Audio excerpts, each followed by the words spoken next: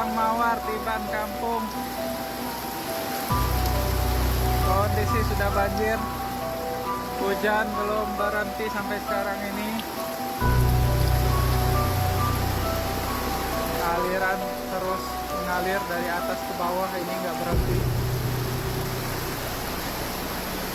Kota Batam, sang lokomotif ekonomi di Kepulauan Riau, kembali harus berhadapan dengan salah satu tantangan klasik yang kian mengkhawatirkan, banjir.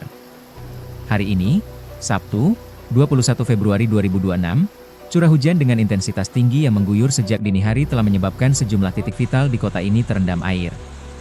Banjir kali ini tidak hanya sekadar genangan lewat, namun telah melumpuhkan urat nadi transportasi dan aktivitas ekonomi warga, terutama di tengah suasana awal bulan suci Ramadan 1447.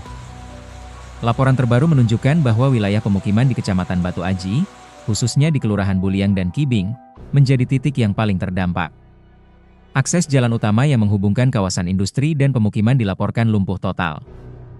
Kendaraan roda 2 maupun roda 4 tak berkutik menghadapi ketinggian air yang mencapai lutut hingga pinggang orang dewasa. Di jalur utama Balai menuju Nagoya, pemandangan serupa terlihat jelas, kemacetan panjang terjadi akibat kendaraan yang mogok setelah nekat menerobos genangan.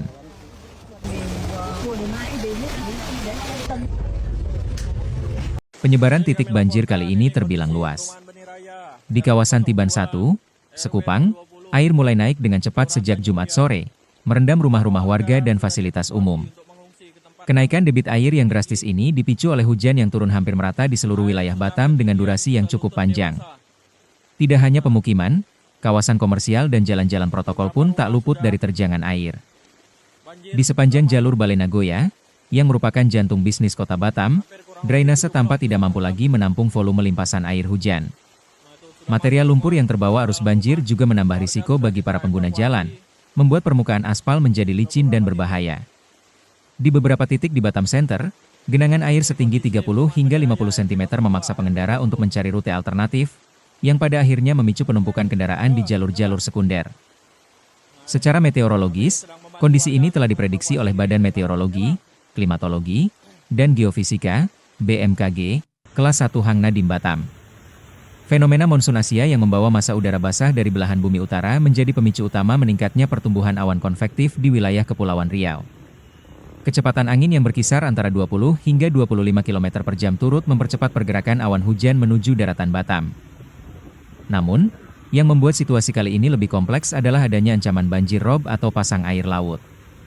BMKG telah mengeluarkan peringatan dini terkait potensi pasang air laut yang puncaknya terjadi di kisaran tanggal 12 hingga 25 Februari 2026. Ketika hujan lebat di daratan bertemu dengan pasang tinggi di laut, air sungai dan drainase tidak dapat mengalir secara alami ke laut, melainkan justru tertahan dan meluap ke pemukiman warga di daerah pesisir dan wilayah rendah yang memiliki topografi. Mungkin udah sampai di Transbarelang mungkin.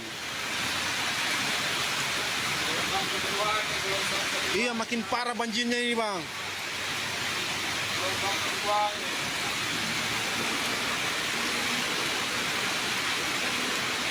Di Nagoya Batam, Nagoya Hill. Nah, pas pintu keluar mobil ini. Tengok dengan seksama.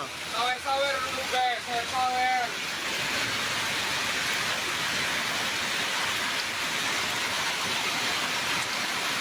Bukan di Jakarta ini, di Batam. Banjir di Batam bukan sekadar masalah cuaca. Data menunjukkan adanya ketidakseimbangan antara laju pembangunan infrastruktur dengan daya dukung lingkungan.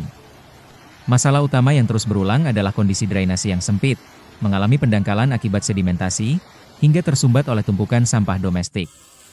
Perubahan guna lahan di wilayah perbukitan menjadi kawasan pemukiman dan industri juga turut andil. Hilangnya daerah resapan air menyebabkan air hujan langsung mengalir ke saluran drainase tanpa ada hambatan alami.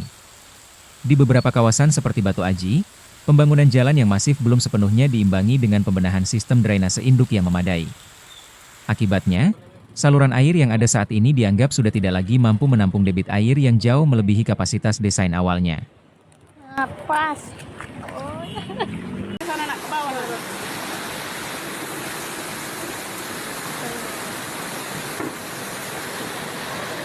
Tapi ini kemana mobilnya? Diparkir ke depan rumah.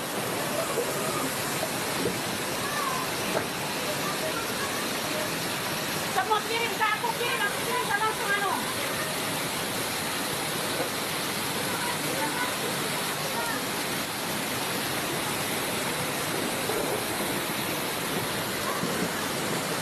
Menyikapi situasi ini, pemerintah Kota Batam bersama BP Batam dilaporkan terus berupaya melakukan langkah-langkah darurat. Normalisasi drainase di titik-titik krusial sedang menjadi prioritas, meskipun pelaksanaannya di lapangan sering terkendala oleh keberadaan bangunan liar di atas saluran air. Upaya jangka panjang seperti pembangunan kolam retensi atau waduk penampungan air hujan di beberapa titik mulai digulirkan. Kolam-kolam ini diharapkan mampu berfungsi sebagai area parkir air sementara sebelum dialirkan ke laut saat pasang surut. Selain itu, pengawasan terhadap izin pematangan lahan atau cut and fill kini diperketat guna memastikan pengembang menyediakan sistem drainase yang terintegrasi dengan jaringan kota. Namun, tantangan terbesar tetaplah pada konsistensi penegakan hukum lingkungan dan kesadaran kolektif untuk menjaga kebersihan saluran air dari sampah. Masyarakat Kota Batam diimbau untuk tetap waspada, mengingat perakiraan cuaca menunjukkan potensi hujan dengan intensitas sedang hingga lebat masih akan terjadi hingga beberapa hari ke depan. Bagi pengendara, hindarilah wilayah-wilayah rawan banjir seperti Nagoya, Balai, dan Batu Aji saat hujan deras turun dalam durasi lama. Banjir adalah pengingat bagi kita semua bahwa pembangunan sebuah kota harus senantiasa selaras dengan pemeliharaan lingkungannya. Sinergi antara kebijakan pemerintah dan kedisiplinan warga adalah kunci agar Batam tidak hanya tumbuh sebagai kota industri yang maju, tetapi juga kota yang aman dan nyaman dari ancaman bencana hidrometeorologi. Demikian laporan mendalam mengenai situasi banjir di Kota Batam.